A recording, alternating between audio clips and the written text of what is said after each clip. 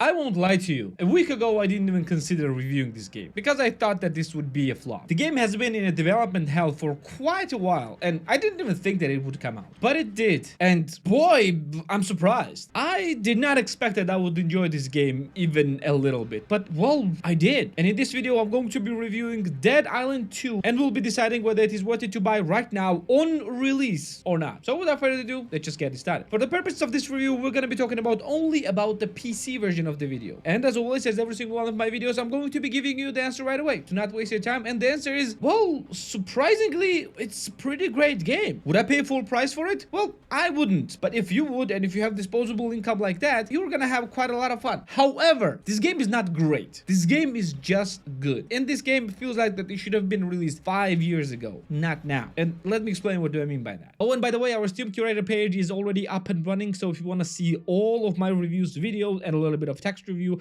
right there on Steam before you're gonna buy anything, just go and follow us there on Steam so that you will not miss my reviews when you are buying the games. Now back to the video. So what even is Dead Island 2? Well, Dead Island 2 is the sequel to, well, Dead Island game that was supposed to be released years ago, but because of some issues with development and literal development hell, it was released only in 2023. And the premise-wise, it's a first-person zombie action game, which is happening in LA. Zombie apocalypse has happened, everything has gone to hell, which is now called Hell-A, and your goal is to survive and to do some things, which I'm not going to be spoiling here. And the first surprise that I saw in the game was right in the beginning of the game, or rather before I even started the game, and it's an actual choice of the characters. You don't have just one character, you have a character roster, 6 characters to be exact, and you can choose to play as any one of them. Granted, you cannot change them after you already chosen them in the beginning, and each character has their own advantages and disadvantages and a whole stat sheets, which was pretty surprising, and each one of them have actually different type of abilities as well. And again,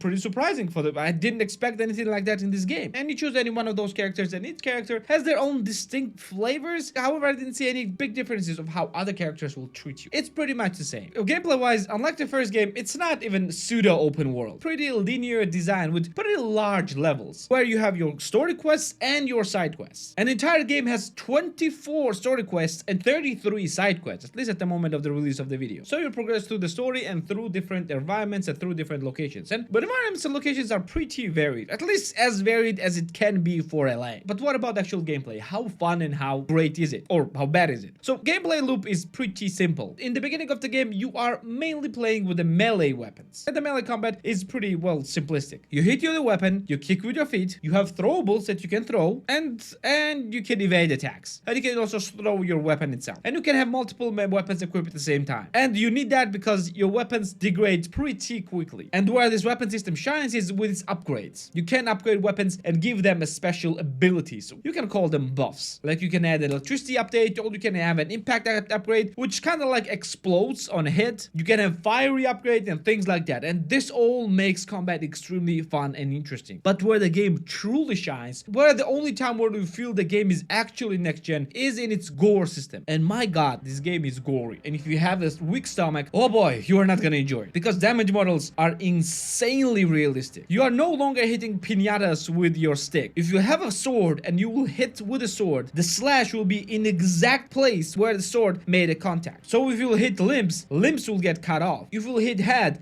parts of the head will be cut off. If you will hit with a blunt weapon in the stomach, well, the organs might fall off. And yeah, it's very gory. I don't know if it's even possible to get even more gory. The burn marks are realistic. The electric hit marks are realistic. The explosions, everything is way too realistic for, well, many's taste. For me, it was very fun. But for some of you, it might not look very, well, pleasant. And it's pretty cool in the beginning. But when you get to, well, the firing weapons, the firearms, well, this all becomes a bit more obsolete. Because, yeah, firearms are much more powerful. And still pretty gory as well. But to be fair, melee combat is much more fun. However, by the end of the game, you will have to fight quite a lot of enemies, and melee weapons are not as good as dispatching a large number of zombies. But what about the story? Is it good? Is it playable? Well, to be fair, it's pretty nice. The characters are pretty interesting, and weirdly enough, I felt that this game is more realistic than the most other zombie games. You know why? Because majority of the characters here are self-centered, stupid individuals. They feel like they're the center of the world and everyone would be coming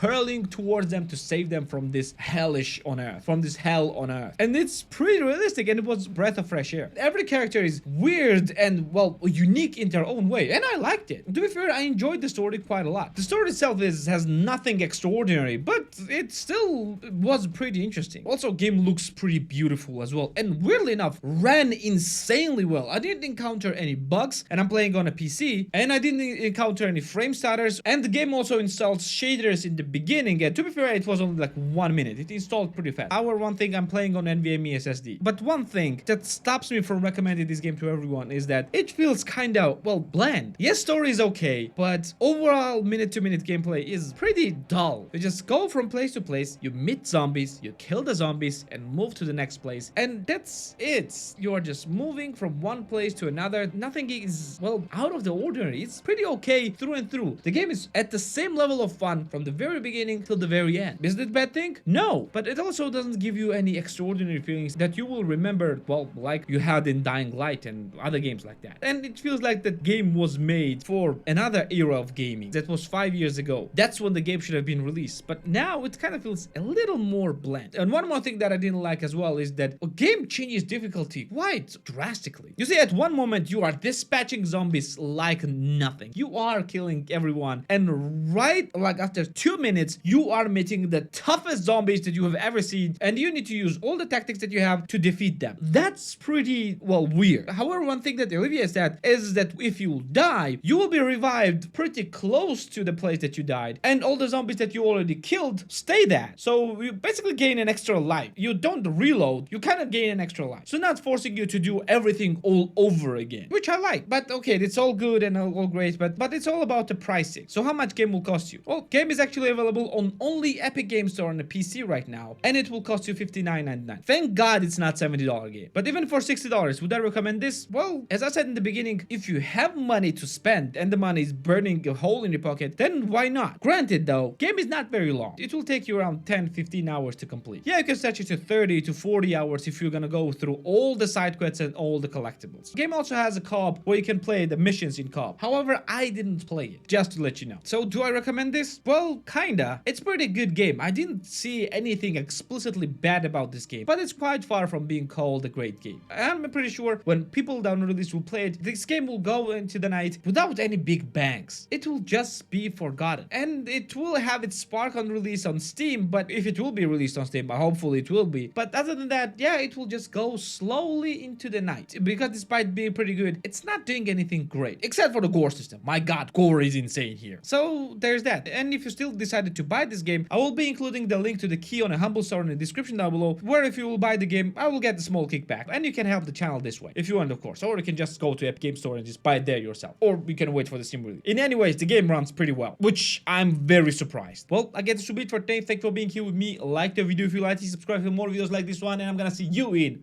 the next one.